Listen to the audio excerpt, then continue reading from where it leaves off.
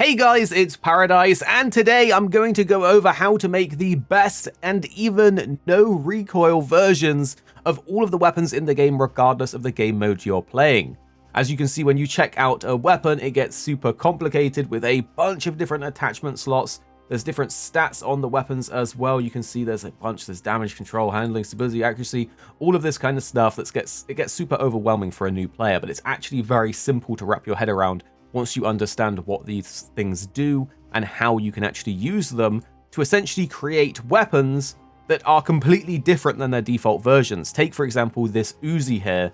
Now, the Uzi, as you may know if you've played the game, has horrible recoil and is super difficult to use, at least in its default. But when you get the right attachments on it, as you can see here, the actual spray control of the weapon goes from this insane monster into this little tight spread, making it an absolute beast. So you can even turn things like the Uzi into a competent and good weapon in PvP, and I've been destroying people with this in operations mode. And if we take this one into the firing range, you can see the Uzi that you guys will probably already know is just absolutely terrible in its default form, has now become an absolute laser beam monster. Look how crisp this Uzi is at 100 meters.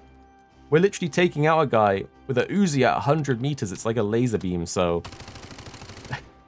But it also applies to other weapons. For example, you can see here the Type 191 is a very strong weapon.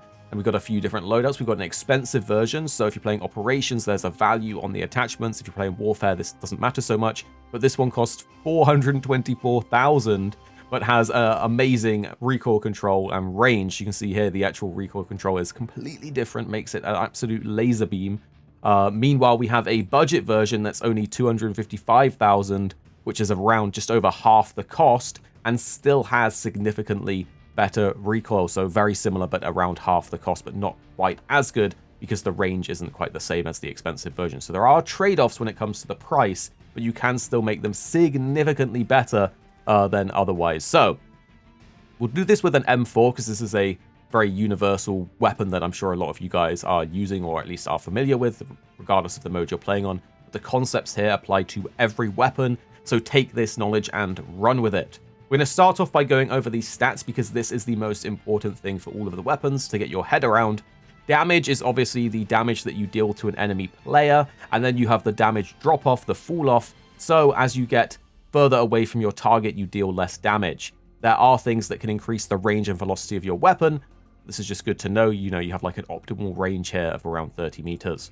You have the weapon's control, which is effectively their spray pattern, and this is one of the most important stats for most weapons, particularly for those mid to long range engagements. If you have a high recoil spread like this, it's going to be very hard to consistently hit your target and take them out very quickly. So control, very important.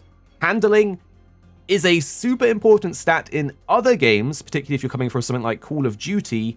ADS speed, sprint to fire, and all that kind of stuff is super important in Call of Duty. In Delta Force, it's not as big of a deal. There's always going to be trade-offs with the attachments. You're going to have to lose stats in something to gain stats in something else. And so interestingly, from a lot of testing and playing, we played hundreds of hours of Delta Force. Handling isn't a super important stat unless you're playing a very specific sort of rushing close range playstyle, which only really works in certain parts of the map. So this is more nuanced and not as important as it is in other games. Stability, on the other hand, is hugely important. Stability and control are the two major stats that I would recommend focusing on when it comes to weapon building in Delta Force. The reason for this is that stability effectively, as you can see here, applies the higher the stability, the less the weapon shakes during continuous fire, the less breathing affects aiming, and the less it moves when hit. These are massive things when you're like trading shots with someone. It's all to do with the sway of your weapon, how long you can hold your breath, how much like recoil reduction you have when holding your breath, and a super important one here is the flinch multiplier. When you get shot at, your weapon will bounce. If you have terrible stability, it's going to bounce like crazy and you're just instantly going to miss as soon as you start getting hit. But if you have really good stability, you can still pinpoint hit your target even if they're hitting you, which makes the difference between beating a person or losing a person. So control and stability is super important. Again, remember, this is weapon shake during continuous fire as well. So as you're shooting, you want that stability so you can keep on the target even if your control is high. Then accuracy is a super weird one because I see people thinking accuracy is massively important because, of course, A weapon's accuracy is important, but in Delta Force, accuracy is almost negligible. It is a dump stat in most cases. This affects your hip fire spread, nothing else. So if you want to play a sort of like, you know, an Uzi build where you're running around hip firing, you could make a build that focuses on accuracy. But for most weapons, like the 99 percentile, accuracy doesn't matter. You're not going to be hip firing all that often outside of getting caught off guard. And even at the higher end, you know, this circle isn't so bad. You're still going to hit targets even if you have super bad accuracy in your hip firing. So basically, control stability, very important. Handling accuracy, not so much. Obviously, damage, velocity, and range also important if you're doing more ranged fights. So now you have an understanding of the stats and the fact that control and stability is going to be a more important factor for pretty much most of the weapons. We can start taking a look at the attachments and how they actually affect the weapon. There's also something interesting to know that you don't want to miss that we'll go over soon in the firing range, because this can be make or break for a lot of things. The barrel on most weapons is quite important because it's going to be one of the only attachments that can increase our range and velocity, and in some cases it either takes away, as you can see here, or adds on extra rails, which actually gives you additional slots to add on, allowing you to further customize the weapon. So you can see here, this default barrel has no rails on it, no slots. These barrels have additional attachments on it. So like this one has extra patches that you can put on it. But what we really want to look at when it comes to the barrels is the range that it adds, the velocity that it adds, and the control that it adds. So you can see here, some of these we lose handling and stability. We really don't want to lose that stability. This one actually has a built-in suppressor, and there's different costs in operations mode. But if we just click through, you can see here, this one buffs a lot of stats, but doesn't add any range. This one adds some good range and control. That's really, really good. This one adds even more range and control, but we lose some handling and accuracy. So when you're looking at these two, you might think this one's better because we don't lose anything. But this one actually gives us around 5 more meters of range and 4 more control. And remember, control and stability, and this one even gives stability, are generally more important stats unless you want to do a very specific playstyle. So for most cases, you want control, you want stability, you want range, and this one actually gives all of those stats, losing handling and accuracy. Accuracy really doesn't matter. Handling, we can make up for that with other weapons that will give handling, but again, the handling isn't super important in this.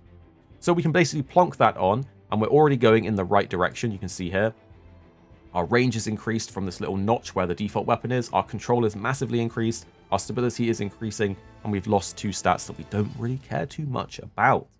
Now, we have these patches on weapons, and a lot of weapons do have these patches. Sometimes they can actually go on slots like this that are laser slots.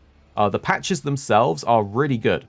These are effectively just a bonus stat in one thing that you want, and they've even got this modular one that gives you +1 in both control and stability, with the trade-off of losing handling. When it comes to patches, I would generally recommend going with either the +2 stability or the +2 control, so these two here. Depending on which one you need to get a little bit higher. And perhaps the best way to go about patches is to put them on at the end so you can tweak those stats at the end when everything else is locked into place. Now for the M4, if you are using the M4, you do have different options when it comes to the stock and the grip. It actually has some stock kits. Not all weapons have this, but some do. And this replaces both the grip and the stock in one thing here. So for the M4, you actually have these 2 versions. You have the integral, the Resident 2 integral stock here that you can see, and this one buffs pretty much everything except for stability. Remember, stability is quite important. It's all to do with that continuous fire and that hit flinch, whereas the restricted zone stock here just juices control and stability at the cost of handling. Remember, handling is that slight difference in ADS speed and a slight difference in reload speed, which in a lot of games is super important, but in Delta Force it doesn't matter as much. So this is actually a pretty decent stock option here. But you can actually do some calibrating with certain attachments. So sometimes you don't want to go for a stock like this because you lose your calibrating, and instead you want to go for the individual stock and grip and then calibrate them. And I'll go over that shortly as well. So there's a lot of different stock options. You can see they change things massively, right? And it's really hard to know just off these numbers, because sometimes you see plus control and you think that's good for your recoil pattern, but it's not. There's a trap. So if we go from the actual bottom here, you can see this gives +2 control, but if we scroll down, there's a detail button here, and then we can click on control, and we can see the +2, we can see the exact differences it's giving us in terms of the stats of the weapon, And we can see there's a really marginal, if you look at the last bullet here, it's over the top of the head and it's inside the head, a really teeny tiny difference in control. The speedrunner version of how to get your control recoil pattern better is to click through each attachment on your weapon, click details, click control, and you see this one's even further and this one's even better, +4 control. Now, sometimes the number doesn't match the difference it gives you on that actual recoil pattern, so we can just keep going through and we can see which one actually gives us the most bang for our buck when it comes to our recoil control. So we just go through. None of these are looking particularly great. We're getting into the blue ones now, looking a bit better here. So the Invasion Core looking decent. Not so great on the Elite Light.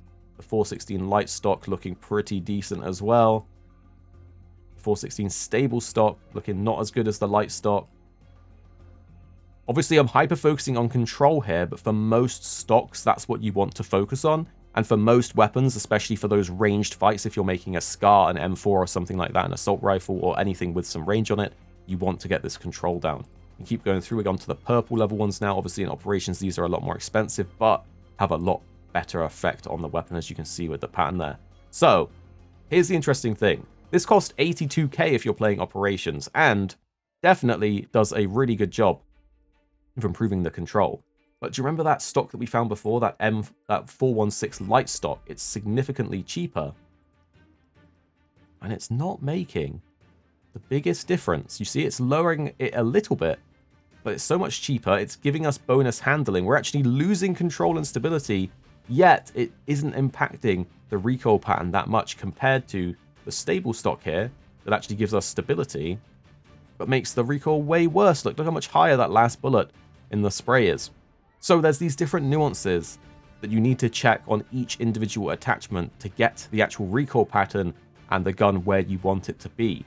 And then there's another layer on top, and this is an extra trap. So although you can see here this isn't a big difference, for some weapons you actually need to test them in the training room, which is this button down in the bottom left, which I'll show you soon, because they make a massive difference on actually shooting versus what the graph there shows. So let's continue making our weapon. And again, we'll do the same thing. We're going to go through and look through the stats. We're going to check the control on each of these grips, and we can see, oh, this one actually gives a pretty nice recoil pattern. So we can put that on first, and then we can compare that one against all of the others. So we can see this is basically the same. And in operations, look, this rear grip is only 16k, whereas this is almost 50, this is almost 80, and they don't actually have any additional benefit to our recoil control. They just give a bit of handling and lower stability. So we can keep going through, and we can see, are there any better ones even in the lower tiers? Because for things like operations, sometimes you want to make a budget version. So you can see here, look, the recoil is very nearly the same, ever so slightly worse. Like, we're talking 0.02 on the stats difference, and the recoil is looking exactly the same. Yet this grip, this M7 stable rear grip, only costs 3,000 versus the 16,000 of this purple one. So you can see the stats are a bit lower, but the actual recoil of it is nearly identical. So you can save money by going for budget versions in operations, or in warfare, the money doesn't matter, so you want to put on the better attachment there. So we've got a few attachments on here. You can actually see that these are looking pretty nice so far. Of course, our magazine is super important. We have a 60, a 45, and a polymer that just gives straight up handling. So you can choose, are you getting on well with 30 rounds, or are you running out of bullets before the target dies? In which case you want to go up to the 45 round. Is 45 rounds still not enough for some reason? You could go up to the 60. That's entirely up to you. I do like the 45 round, if I'm being honest, in most scenarios. So to be honest, I would probably go with that one myself. You have the mag mount that literally just gives you bonus handling. It's super cheap in operations. It's generally just worth doing. It's a cheap attachment that just, even though handling isn't super important, it's good to counter the handling that we're losing with the other attachments there. Now, for the muzzle of the weapon, it's the same as before. This is going to largely affect things like your control and stability. You do have some suppressors that can actually give you range as well. So if you're finding that you are mostly doing even longer firefights, you might want to go for a range increasing suppressor. But generally, these really hurt your stability, and they don't usually always actually help, as you can see by equipping this. So we have no muzzle here. By equipping a muzzle, we gain nothing in our actual recoil spread of the weapon. So generally, I have found the things that aren't suppressors to actually do more for the weapon. So you can see here, we're going to go through, I'm going to check the control for each one and see which one actually gives us a better recoil pattern. Look how massive a difference this spread of the of the controllers on this one. So this is actually a suppressor, but you'll be surprised, even though it is a suppressor, there'll be other ones that will actually do more for us. So you hear this one makes it worse. This Sandstorm vertical compressor is an insane one at the moment. You can see this actually increases it even more. This is pretty much the best in slot module for a lot of weapons at the moment, this Sandstorm vertical compensator, so I would not sleep on that. But that's not to say it's the only option. You can see here, this one's also really, really good and costs significantly less in operations at only 30k. And then you even have the steel version here, this blue steel version, that's also a decent budget option as well. It's obviously worse because it's a lot cheaper in operations. It's 11k, this one's a bit better, 30k, and then this one at 74k is probably the best in terms of the actual control of the weapon. So there's different options at different budget points depending on what you're going for. But you can see here, our control is massively juiced now. Our stability is increased a good chunk, and our handling and accuracy is down a bit, but they just don't matter that much, especially for those ranged fights. So with all of that in mind, let's finally put our optic on. The optics really come down to personal preference. They do have minor differences in the actual stats. Generally, I'm a big fan of these adjustable ones where you can go between different sights. So there's a 3 and a 7 times here. There's a 1.5 and a 5 times. To be honest, the 1.5 and the 5 times is a big preference of mine. I really like this one personally. If you need further zoom, go higher up. If you need less, you can put on something like a red dot or something like that. So you have a lot of options when it comes to these different things, as you can see. And then we move on to the foregrip next, and these also are super important because foregrips have something in them called vertical and horizontal control. So you can see here, this one has some vertical control. We keep going down. This one has weapon stability when firing, and then other ones will actually have the horizontal control here, as you can see. Now, for some weapons, vertical versus horizontal will be better than others, but generally, again, you can look at the recoil pattern here and see the major difference. So this weapon here that adds, it has a flashlight built into it. It adds ADS movement speed. It gives a lot of vertical control and extra just control to your basic stat. We lose handling, again, a stat that's not as important, but as you can see, makes an insane difference, the actual recoil of the weapon itself. So if we plonk that on, we can then compare it against the other ones and see there's going to be very few that are going to be able to combat the strength of this one. Obviously, in operations, these kind of attachments are super expensive versus other ones, but that's the price that you pay for some of the best recoil control in the game for these actual weapons. There's obviously budget versions, so you can see here this one's pretty good too, at only 37k, so this one's pretty decent and adds extra horizontal control. That horizontal control is going to be better for some weapons more than others. You can see here we actually have more horizontal spread and less with this one. It's more in a line, so you can go for your preference here in terms of, do you want a tighter spread with a little bit more horizontal or a bigger spread with more vertical. And you can go through, you can compare them. The really interesting thing is, even though for some attachments this one's looking the best, it doesn't mean that they are the actual best in the actual firing range. So if we hop into the firing range, you can see here we can actually test our weapon. Remember as well, on keyboard and mouse, you can press Y to turn on and off your flashlight or laser sight. It can give you away around corners and stuff like that, so you want to be mindful of it. But you can see in the firing range, our recoil is super stable on this, but there is still some bounce. Obviously, we're not finished with the weapon yet, but as we're shooting, there's some bounce. You can actually see this guy's 100 meters away. This guy is 150 meters away. We haven't even finished the weapon. We've just focused on control and stability. And we're able to pretty accurately get a guy at 150 meters away. You're very rarely even going to fight people at that distance. And it's super easy to take them out. So you see we're already on the right tracks with the actual weapon. So there's things to consider when it comes to these different attachments. And generally, if you find two that are looking like good options, you want to put it on, try it in the firing room, and see which one's actually better on the target, because some are better than others, even though they look, worse in this stat screen here. Now, the weapon's becoming more and more complete here. There's only a few slots. The kill flash, by the way, is only good for reducing the glint that you have, and generally, especially in operations, it's an expensive attachment. And I don't put these on, but if you are in warfare, you might as well slot this on. You lose a bit of stability, but you become a bit less visually obvious when you're shooting at people. Now let's talk about lasers for a sec. You can put these generally on most rails of the weapon, so you've got left, right, and upper. If you put it on the upper, it can block the sight that you're using, so I wouldn't really recommend that. I personally always put it on the right, and I'll show you why that is. If I put on the red laser here, you can see the actual stats of the weapon. This does a big increase to handling and accuracy, the two stats that we're really suffering on because we're juicing control and stability, right? So this helps compensate for those losses, but it is visible to enemies, right? So we've got that installed. We're in the firing range. You can see there's an actual laser dot on here. The problem is people will see this around a corner, so you can use Y to turn it on and off, and you can actually see our spread hip fire improves a lot. You can literally see the cursor there in the middle changing as I toggle it on and off. So we have way more spread without it. You turn the laser on, the spread is great. So lasers fully compensate for all the loss on our accuracy when it comes to hip fire, but they can be seen, so you need to be aware of that.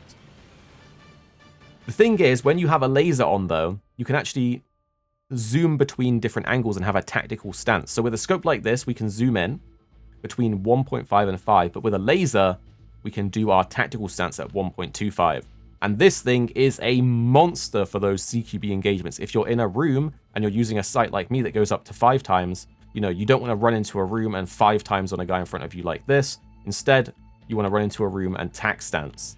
So lasers are really good for those CQB situations and almost fully counter the losses of the weapon itself in terms of the handling and accuracy, which again, you can see our handling actually is really low. They're not as important stats as control and stability for those ranged fights, but the laser pretty much cancels out all of them. So I would recommend a laser in most scenarios if you're running a ranged weapon like this, but be mindful of turning it off when you go into rooms because you can get killed if people spot you. Then in our remaining slots, we can really take a look and think, okay, what do I want to juice up? Do I want to further juice control and stability at the sake of handling, or do I want to fully compensate for the losses in accuracy and handling with these two, or just further increase our stability and control? Now, generally, we have really good control. We have decent stability. So for this one, I would do something like slapping these on for that extra stability. We've got 5 slots, I think, for this. So we can actually bring our stability up to 80, which, as we saw before, our control was 76, and we got our stability all the way up to 80 now. Up to 70, sorry. Now, something really cool that you can do once you've made your weapon, by the way, is save it to your loadout. So once you've made the weapon and you've juiced those stats as you want them, you click this save button here and you have 5 preset loadouts that you can save them to, meaning at the click of a button, you can just reapply them in operations and buy all the attachments instantly so you don't have to worry.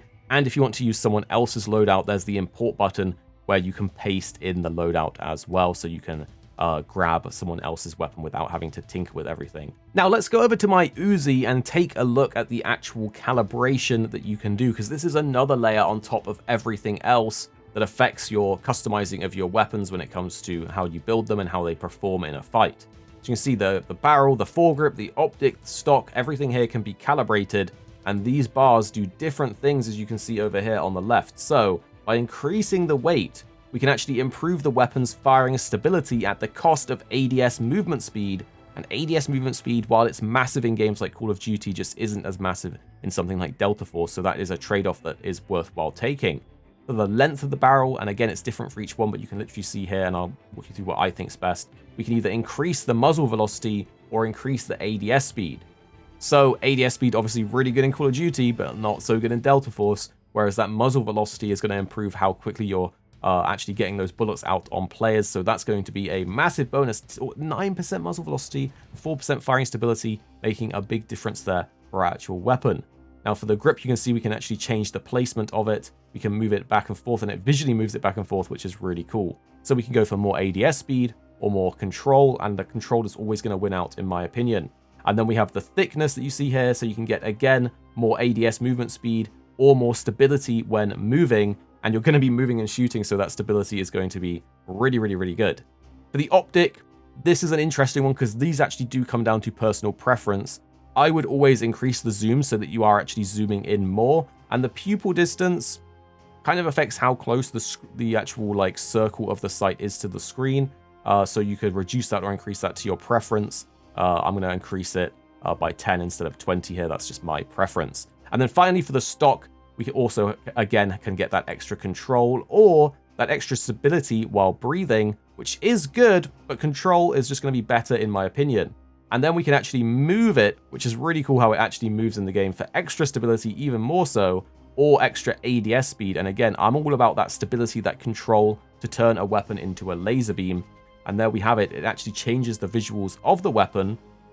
And if we take this one into the firing range, you can see the Uzi that you guys will probably already know is just absolutely terrible in its default form, has now become an absolute laser beam monster. Look how crisp this Uzi is at 100 meters. We're literally taking out a guy with a Uzi at 100 meters. It's like a laser beam, so